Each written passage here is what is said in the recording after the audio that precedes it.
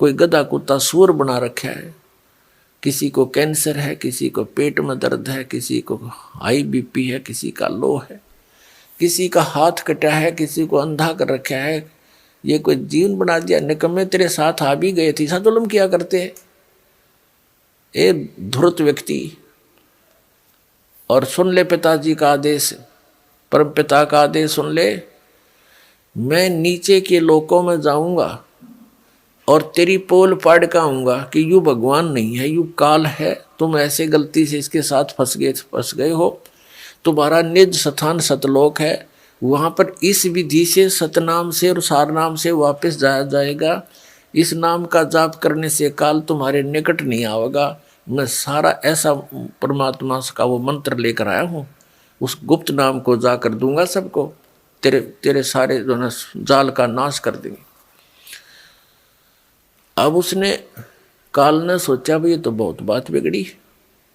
कहने लगा जोगजीत नीचे तो जब जागा ना मैं तुझे जाने दूंगा, तो जब भी मार देता हूँ।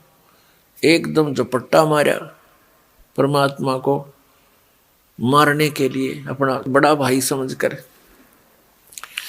तद आदरणीय धर्मदास साहिब जी को भी परमात्मा मिले थे जैसे गरीबदास साहिब जी को मिले थे। धर्मदास साहिब जी को परमात्मा ने बताया था कि धर्मदास जब मैंने ऐसा कहा तो इस काल भगवान ने, इस ज्योति निरंजन ने, 21 ब्रह्मांड के स्वामी ने मेरे को मारने के लिए उग्र रूप बना के मेरे ऊपर झपट्टा मारना चाहा।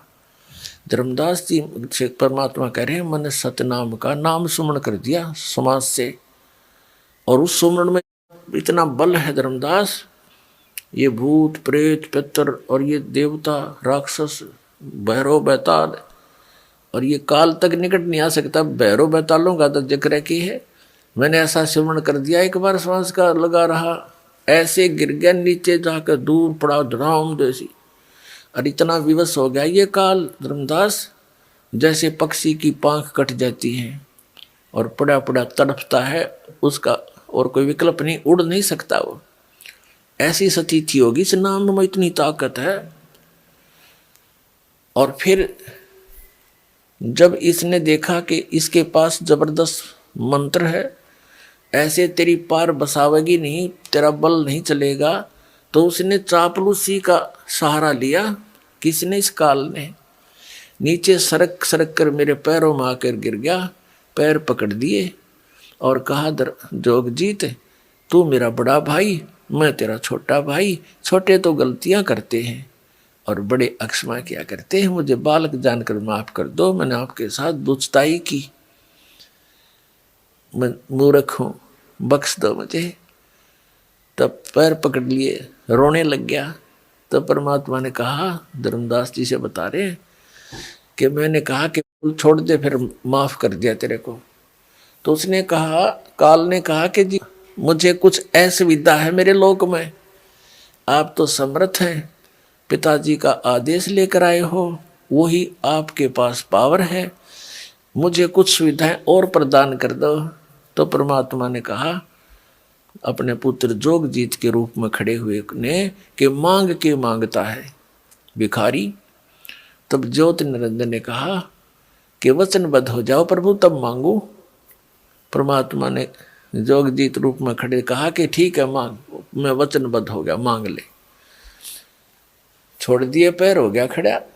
इतना भी था, यहाँ तो बस काम कहते हैं काम सरा, और बस एकदम खड़ा हो गया। कहने लगा अजी 3 युगों में जीव कम ले जाना, और चौथा युग जब कलयुग आवे तब तो शरण जीव बहु जावे, ऐसा वचन हर मोय दीजे, तब तुम गमन संसार ही कीजे।